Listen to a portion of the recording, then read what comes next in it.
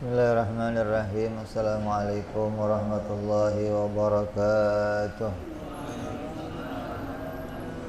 Al-Fatihah ila ruhi Sayyidina Habibina Syafi'ina Rasulillah Sayyidina Muhammad ibn Abdullah sallallahu alaihi wa ala alihi wa sahbihi wa azwajihi wa dhurriyyatihi anna Allah ya'ali darajatihim fil jannah wa yanfa'una bi asrarihim wa anwarihim wa ulumihim wa nafahatihim wa barakatihim fid dini wa dunya wal akhirah ja'aluna min hisbihim wa yarzuquna mahabbatahum wa yatawaffana ala millatihim wa yanshurna fi zumratihim bil afiyatin wa salamatin lahumul fatihah. A'udzu billahi minasy syaithanir rajim. Bismillahirrahmanirrahim. Alhamdulillahi rabbil alamin arrahmanir rahim maliki yaumiddin. Iyyaka na'budu wa iyyaka nasta'in ihdinas siratal mustaqim siratal ladzina an'amta 'alaihim ghairil maghdubi 'alaihim waladdallin amin. Bismillahirrahmanirrahim. Nawaitu ta'alluma wa ta'lima wa tadhakkura وتذكيرا ونفعا والانتفاعا والإفادة والاستفادة والحثا على التمسك بكتاب الله وسنة رسول الله sallallahu alaihi wasallam wa du'a ilal huda wa dilalata alal khairi ibtigha'a mardatihi wa qurbihi wa thawabihi wa husnil khatimah مع اللطف والعافية وصلاح العاقبة. Bismillahirrahmanirrahim. Alhamdulillahirabbil alamin. Salatu wassalamu ala asyrafil anbiya'i wal mursalin Sayyidina wa habibina wa syafi'ina wa maulana Muhammadin wa ala alihi wa sahbihi ajma'in. Amma ba'du. Qala musanniful kitab rahimahullah nafa'ana bihi wa bi ulumihi fid darain. Allahumma aftah qulubana futuhal arifin wa bi hikmatika wansur alaina bi rahmatika ya arhamar rahimin. Ila anqal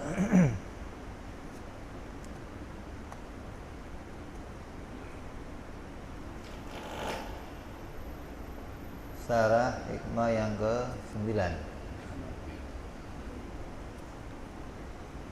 Mata a'taka ashhadaka birrahu wa mata mana'aka ashhadaka qahrahu wa huwa fi kulli dzalika muta'arrifun ilaika wa muqbilun bi wujudi lutfihi alaika.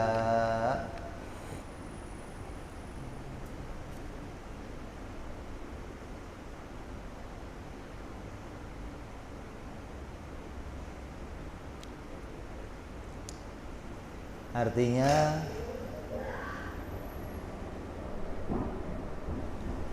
ketika kita mengetahui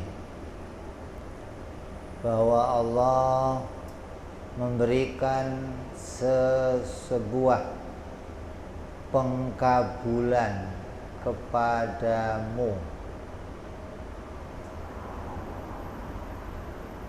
bahwa Allah itu memperlihatkan sifat kebaikannya dan sifat kedermawanannya, Dan ketika Allah tidak memberi pengkabulan kepadamu, maka Allah memperlihatkan sifat qaharnya, yaitu yang maha pemaksa, agar engkau tahu bahwa suatu ketika Allah tidak berkenan memberimu. Maka ketika Allah tidak memberikan pengkabulan kepadamu itu karena hendak menunjukkan, memperkenalkan dirinya kepadamu. Dan ketika Allah memberikan perkara dunia, perkara pengkabulan, karena hendak menemuimu dengan sifat belas kasihnya kepadamu, agar engkau mengenalnya dan mengharap kepadanya.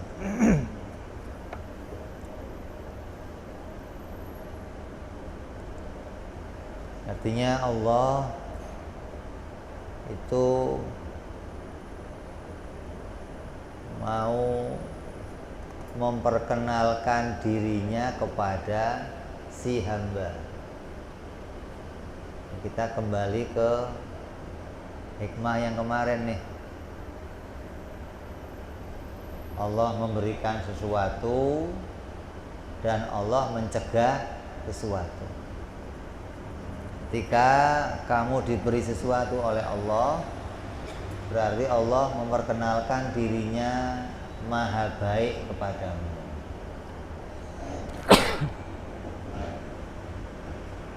Ketika Allah mencegah sesuatu dari apa yang kamu inginkan,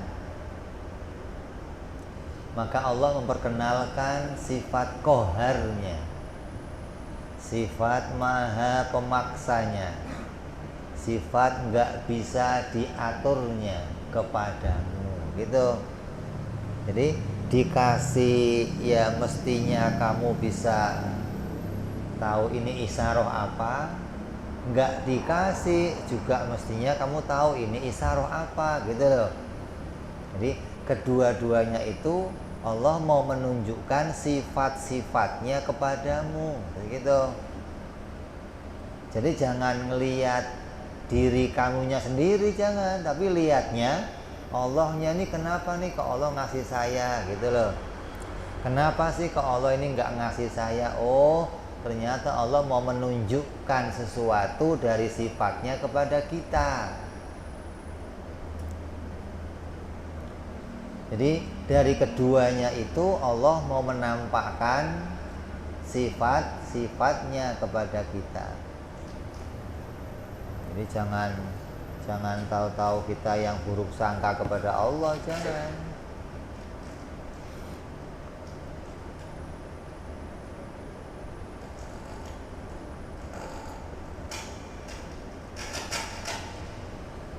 Ngamuk.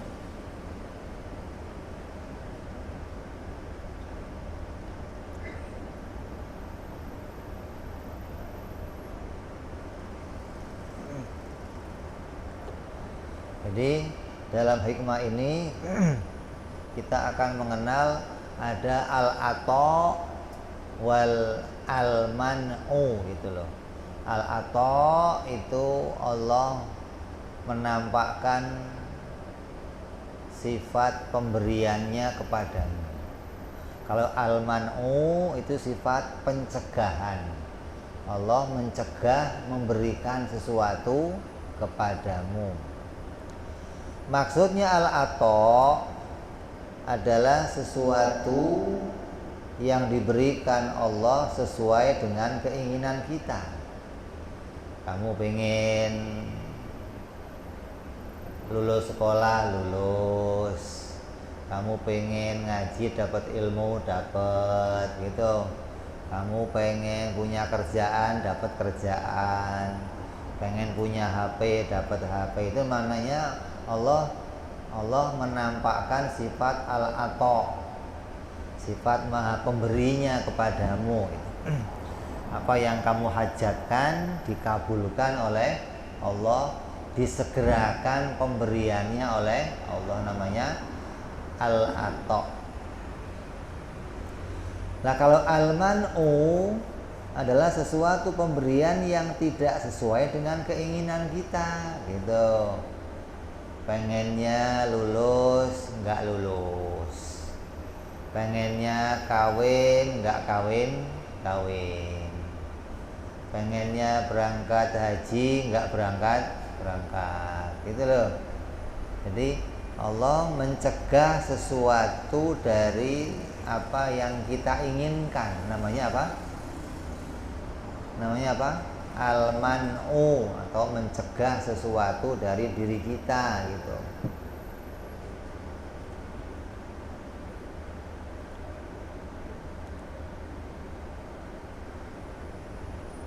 Contohnya al-ata seperti pemberian sehat. Itu al-ata itu. Kamu pengen sehat dikasih sehat, pengen rezeki dikasih rezeki, pengen anak dikasih anak. Itu namanya al-ata. Allah memberikan sesuatu sesuai dengan kehendak kita, sesuai dengan harapan kita.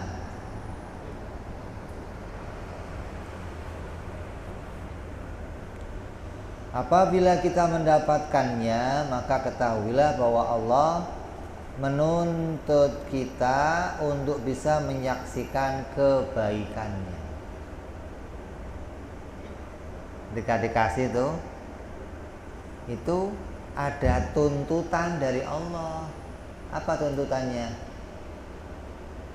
Kamu menyaksikan sifat maha baiknya Allah gitu. Kalau kamu nggak bisa nyaksiin ini gimana? Syirik.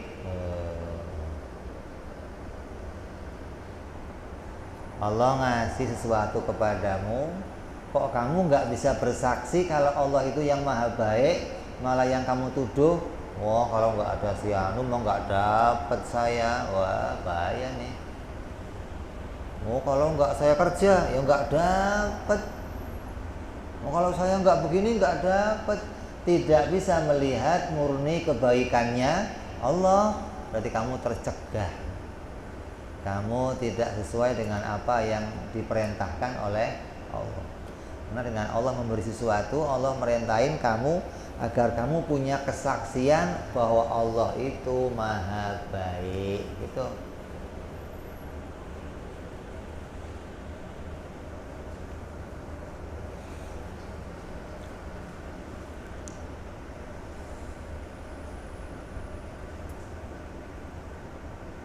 Apabila kita bisa melaksanakan tuntutan itu, jadilah kita orang yang mempunyai cinta yang besar kepada Allah dan akan terus menambah rindu kita kepada Allah dengan bertambahnya syukur.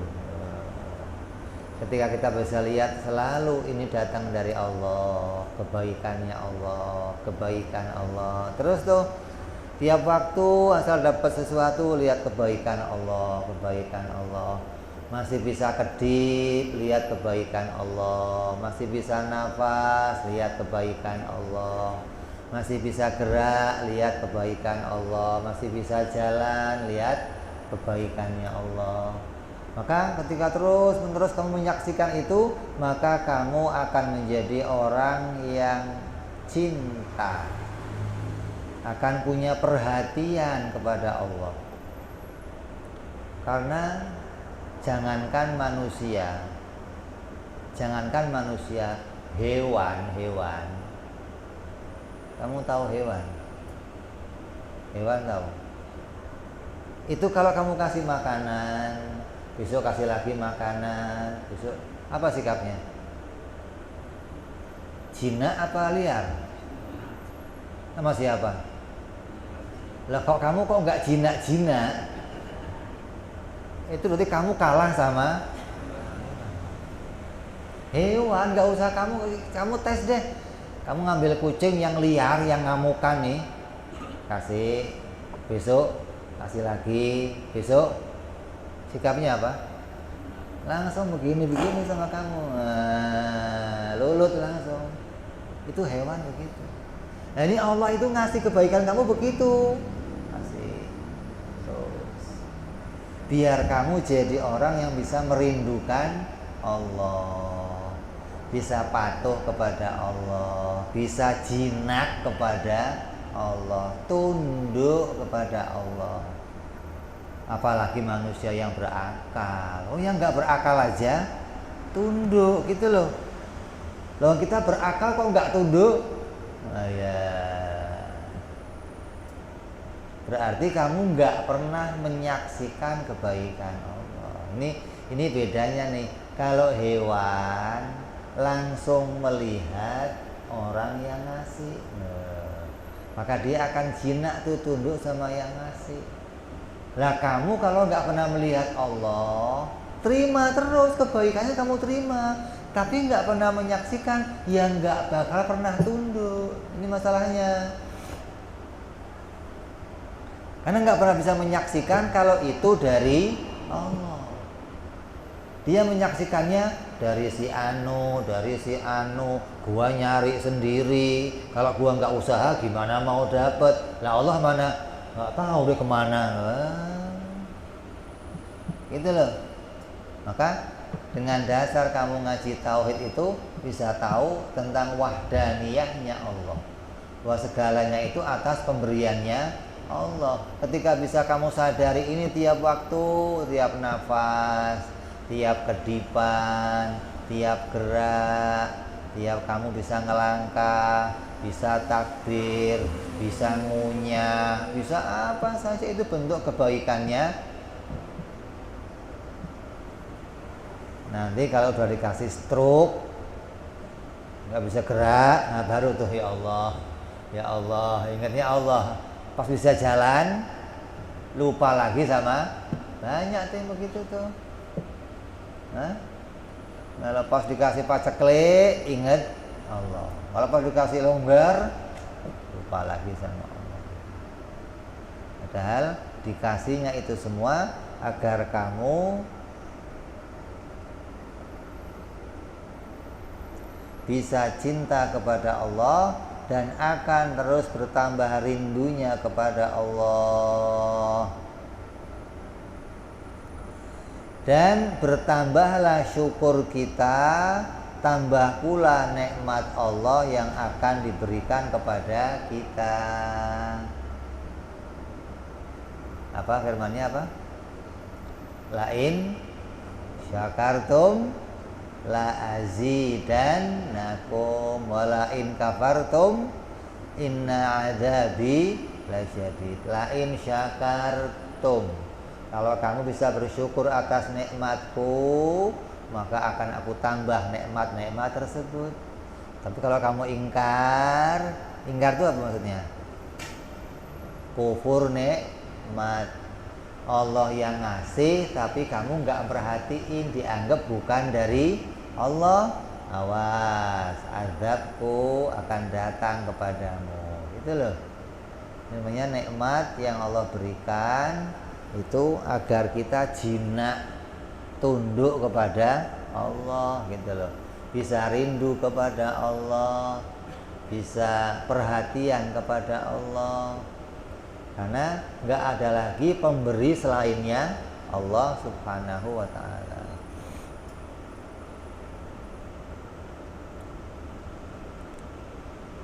Adapun al-man'u,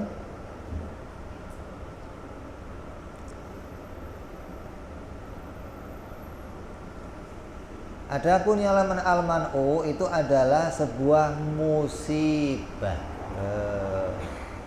berupa sakit, datangnya rasa takut, kurangnya harta, pasangan yang gak lagi harmonis, anak yang gak lagi nurut, itu al-man'u namanya. Kan kamu pengennya anak nurut, istri harmonis, pengennya nih gitu. Rezeki lancar, badan sehat, tuh pengennya tuh. Tapi Allah ternyata nggak memberi itu, mencegah itu semua dari kamu. Istrinya ngomel melulu namanya. Nggak boleh lihat muka kamu ngomel, nggak boleh lihat muka kamu ngomel, sampai kamu nggak betahnya di rumah Jan. Wah, bahaya ini. Anak narkoba, suruh sekolah bolos, suruh ini nggak mau. Ini al-man'u nih, Allah mencegah nih. Badan sakit, ya stroke, ya macam dia nih sakit mah. Terus muncul rasa takut, di hatinya isinya khawatir aja. Asal keluar rumah takut ketemu yang kanan mau nagih, lewatnya kiri mau nagih, bingung gue mau keluar, isinya takut belum, karena kiri nagih belum. Ntar kalau malam baru keluar, di jalan ketemu, ya Allah, isinya deg-degan aja hidupnya. Sono debt kolektor, sini debt kolektor, gue mau kemana ini?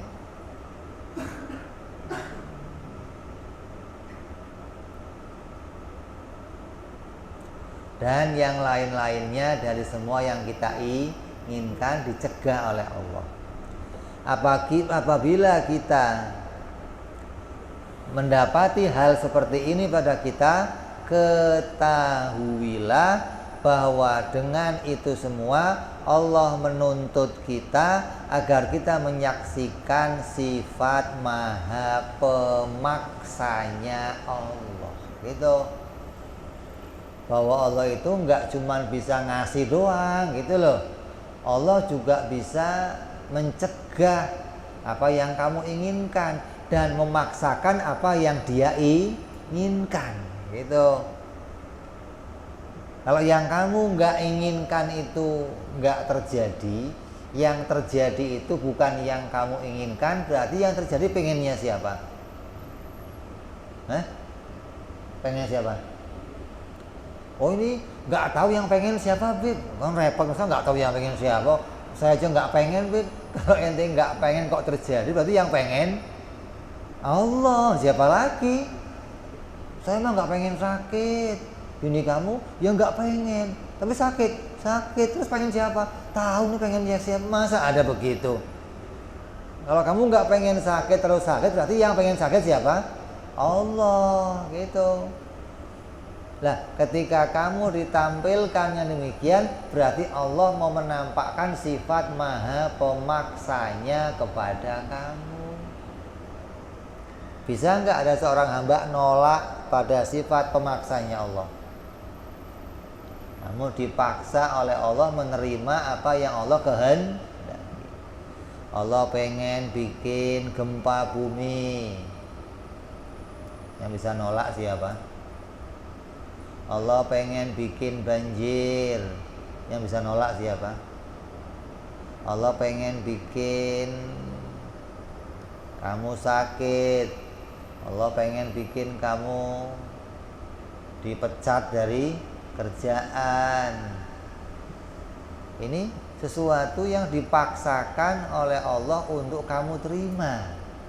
Nah, ketika ini kamu terima, berarti kamu disuruh kamu ditampilkan oleh Allah sifat maha qahhar, gitu.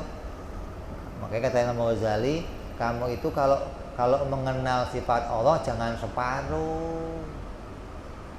Separuh itu kenalnya Rahman, Rohim, Karim, Rozak, itu doang enak-enak doang. Coba kenal yang sebaliknya, Al-Qahhar, Al-Jabbar, gitu dong. Sehingga nggak cuma lihat separuh. Ada sifat-sifat yang lain yang kamu harus kenali juga ada pada Allah Subhanahu wa ta'ala. Apabila kita bisa menjalankan tuntutan itu dari Allah, maka akan jadilah kita orang yang takut dan tunduk kepada Allah, hingga bertambahlah nilai ibadah kita kepada Allah. Tunduk, ya Allah, Ternyata hamba itu lemah. Kalau engkau sudah memaksakan kehendakmu, kami nggak bisa nolak ya Allah. Lemah ya Allah. Tunduk, nurut, tambah ibadahnya, tambah ingat pada Allah. Gitu maksudnya. Ini hikmahnya nih. Hikmahnya Allah menampakkan itu agar kamu demikian. Tambah ibadahnya, tambah minta banyak ampunannya, maka akan jadilah kita orang yang punya banyak kebaikan. Loh. Dari situ hikmahnya kita jadi punya banyak kebaikan. Karena banyak ingat kepada Allah. Hingga akan pula sedikit dosa kita. Sabar, diampuni dosanya, dikurangi dosanya, gitu. Hikmahnya nih. Nah, kalau kamu maunya yang enak-enak terus lah, nilai ininya gimana? Hah? Pengennya istri nurut, anak nurut, badan sehat, kerjaan lancar. Nah, terus kapan nilai sabarnya kalau begitu? Hingga nanti Allah kembalikan lagi kebaikan-kebaikannya kepadamu. Itu. Jadi hikmahnya itu kamu terima, kamu akan dikurangi dosanya, ditambah kebaikannya, akan tampak tambah tunduknya kepada Allah, tambah takutnya kepada Allah. Kenapa? Karena sewaktu-waktu Allah itu bisa berbuat apa saja sekehendaknya kepadamu, gitu loh. Kita disadarkan nih sama Allah, hingga nggak sembarangan berbuat sesuatu sewaktu-waktu, tapi pengennya berbuat kebaikan terus. Sewaktu-waktu dikehendaki yang nggak kita inginkan, kita takut kepada Allah.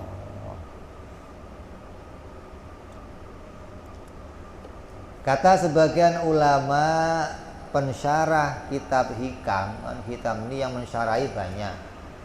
Kata sebagian pensyarahnya, Allah Subhanahu wa ta'ala menjadikan kita dalam keadaan ato, maka itu berarti Allah sedang menampakkan kepada kita sifat-sifat kebaikannya. Maka jadilah kita orang yang hanya bergantung kepada kemurahan Allah. Kalau kita lagi diberi, dikasih ini, dapat kemudahan, berarti Allah menampakkan sifat kebaikannya kepada kita, maka jadilah hati kita bergantung sepenuhnya kepada Allah. Kalau nggak kepada Engkau ya Allah, saya nggak dapat ini,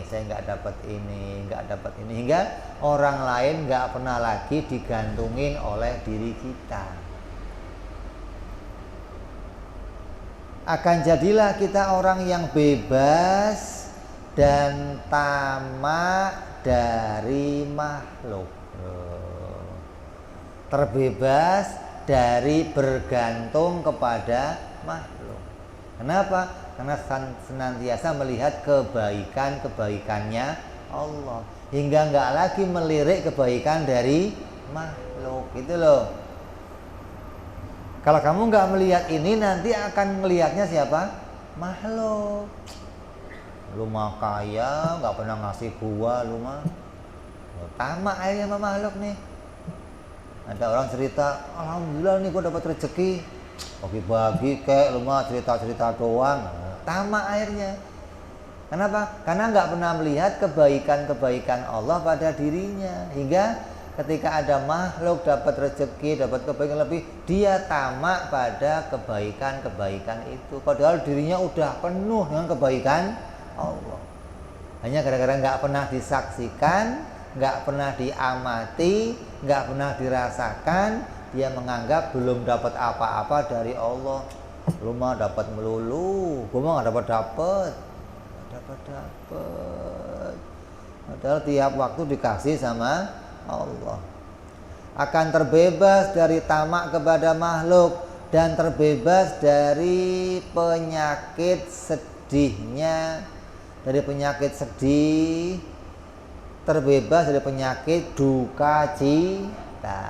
Kenapa? Karena selalu melihat pemberiannya Allah hingga hatinya senang terus, gembira terus. Pegang duitnya goceng tapi hati gembira gitu. Nggak pegang duit gembira gitu. Kenapa? Karena tetap masih bisa melihat kebaikan-kebaikan Allah yang lainnya, gitu maksudnya. Jangan ketika nggak dikasih sama sekali nggak bisa lihat kebaikannya Allah. Dan berakhlaklah kita kepada makhluk dengan sifat yang pemurah dan kasih sayang. Karena Allah mencintai hambanya yang berakhlak dengan akhlaknya Allah. Kita diperintah nih, ketika kita sudah bisa lihat kebaikan-kebaikannya Allah, diperintah pula kita jadi orang yang pemberi, seperti apa yang Allah tampilkan dari sifat-sifatnya Allah. Oh, saya dikasih kelebihan, ya kasih yang lainnya. Kalau orang kok suka ngasih orang dalam keadaan nggak punya nih, kepepet, masih suka ngasih orang, apalagi dalam keadaan berlebihan nanti. Jangan, gua aja lagi mepet, ntar aja kalau punya gede lah. Nanti gede juga nggak ngasih, gitu loh. Kenapa? Karena jiwanya nggak biasa ngasih. Tapi kalau kepepetnya itu masih seneng, ada orang yang minta jalan, kasih. Nanti apalagi punya gede, tambah seneng ngasih dia, gitu loh. Jadi jiwa pengasih itu harus dilatih, dibiasakan dari nggak punya. Jangan, gua mau lagi nggak punya duit, gimana mau ngasih? Kalau punya sedikit, yang ngasihnya sedikit, gitu loh. Bukan sama sekali nggak. Gua mau. Ya nggak terlatih. Nanti jiwanya nggak akan pernah punya jiwa pengasih. Itu maksudnya. Dalam hadis Rasul Shallallahu Alaihi Wasallam, Rasul bersabda, berakhlaklah kamu dengan akhlaknya Ar-Rahman, gitu loh. Artinya apa yang Allah tampilkan dari sifat-sifatnya, maka ambillah itu menjadi sifat-sifat diri kamu, gitu. Penyayang, pemberi, perhatian sama saudara-saudaranya, namanya berakhlak sebagaimana yang Allah tunjukkan kepada kita tentang sifat-sifatnya Allah.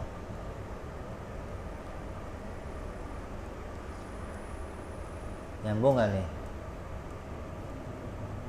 Lu ngantuk? Jadi kalau Allah memberi kita, berarti Allah sedang menampakkan sifat-sifatnya yang baik. Maka ketika kita melihat sifat-sifat itu, jadikanlah sifat-sifat itu pula menjadi akhlaknya kita, gitu loh. Agar kita bisa mempraktekkan, bisa menyikapi apa yang telah Allah berikan kepada diri kita.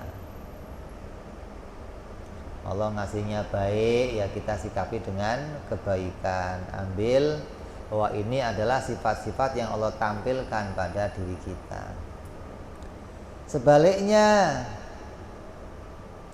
apabila Allah mencegah kita dari mendapatkan sesuatu yang kita inginkan, itu adalah petunjuk dari Allah bahwa Allah itu adalah Al-Qahhar. Apa Al-Qahhar? Yang mengalahkan.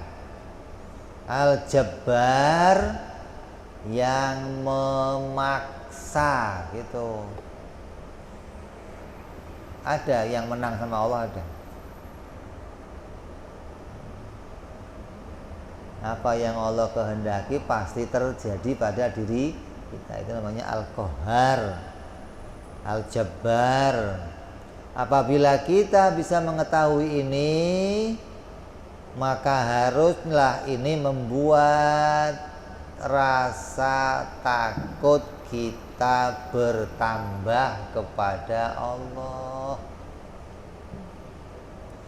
Kalau kita bisa dikasih, kalau kita bisa dikasih sedikit celaka, berarti Allah itu bisa ngasih celaka yang lebih besar.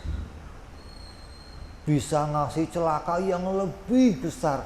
Dari celaka yang kecil itu jadi takut. Gitu loh. Kamu punya anak, kamu cubit dikit aja, takut nggak sama kamu? Kalau udah dicubit dikit, maka berarti bisa saja disabet, bisa saja ditonjok, bisa dibanting kamu sama orang tua kamu, gitu loh. Itu muncul, orang tua saya mah, gitu. Jadi dengan dicubit aja timbul rasa takut, gitu loh. Jangan, paling nyubit doang bapak mah. Oh, coba lagi, besok nambah, gua gebukin loh. Gebukin nggak bisa lagi, gua banting-banting. Itu begitu maksudnya. Allah menampakkan sedikit celakanya kepada kita, berarti kita berpikir Allah itu bisa berbuat yang maha dahsyat kepada kita, gitu loh. Kalau Allah bisa bikin gempa bumi, bisa, berarti Allah itu bisa saja membenturkan bumi dengan matahari. Allah itu bisa membenturkan bulan dengan bintang. Ini akan menimbulkan kedahsyatan yang nggak bisa kita bayangkan, gitu loh. Dari situ muncullah rasa takut kita kepada Allah.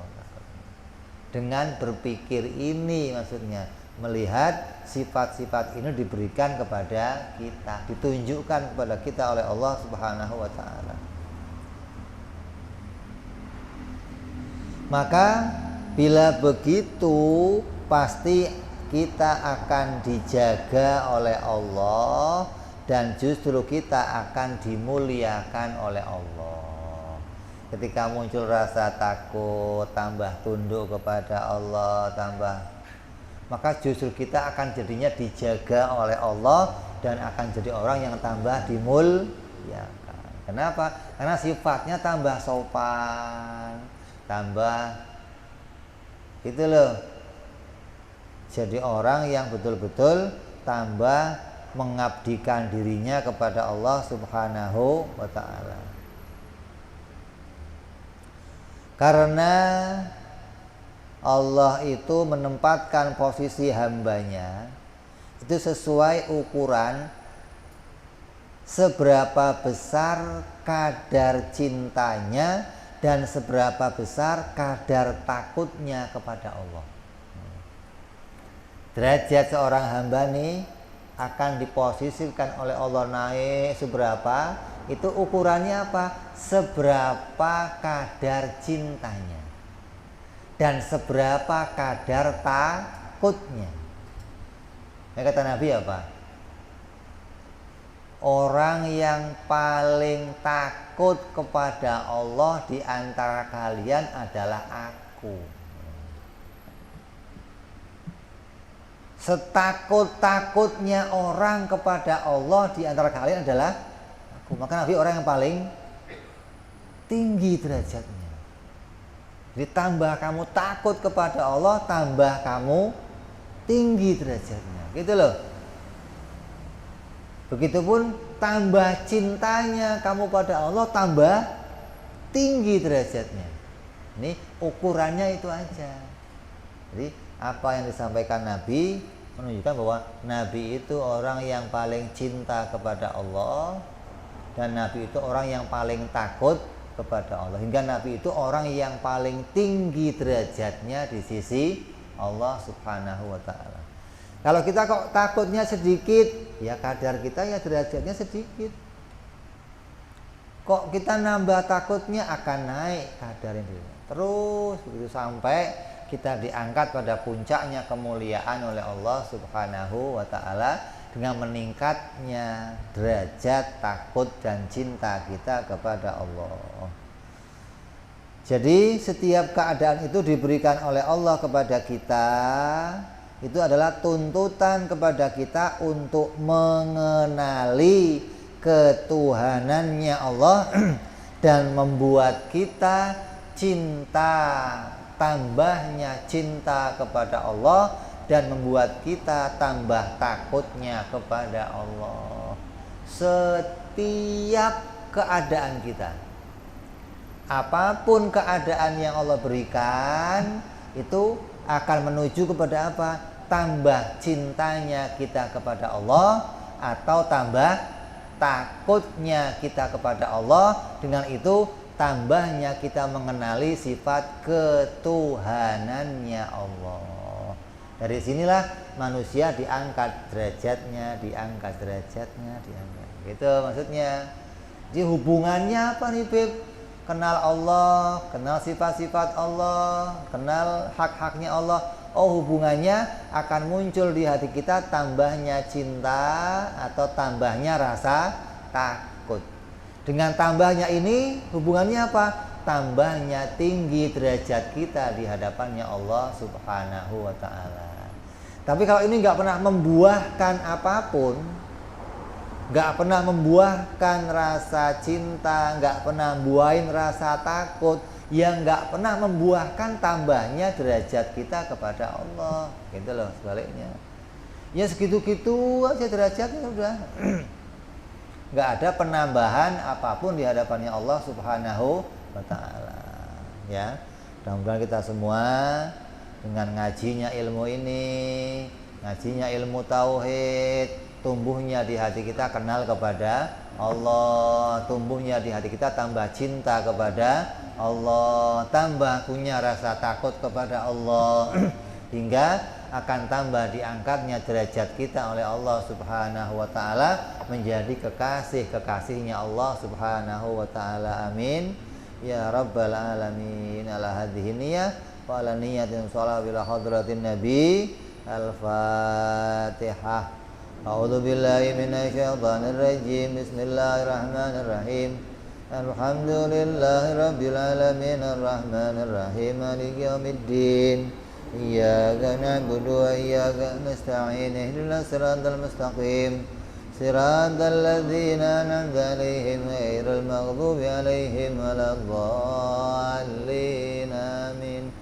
Ya Rabbana i'tarafna بأننا اقترفنا وأننا أسرفنا للظى أشرفنا فتب علينا توبة تغسل كل حوبة واستر لنا عوراتي واغفر لوالدينا ربي ومولودينا والآل والإخوان إرل الهلاني وكل ذي محبة أو جيرة أو صحبة والمسلمين أجمع آمين ربي اسمع فضلا وجودا منا لا باكتساب منا بالمصطفى رسولي نهضى بكل سولي صلى وسلم ربي عليه عند الحب وآله وصحبه عدد طاس صحبي والحمد لله بالبدء والتناهي سبحان ربك رب العزة عما يصفون سلام على المرسلين والحمد لله رب العالمين. Assalamualaikum warahmatullahi wabarakatuh.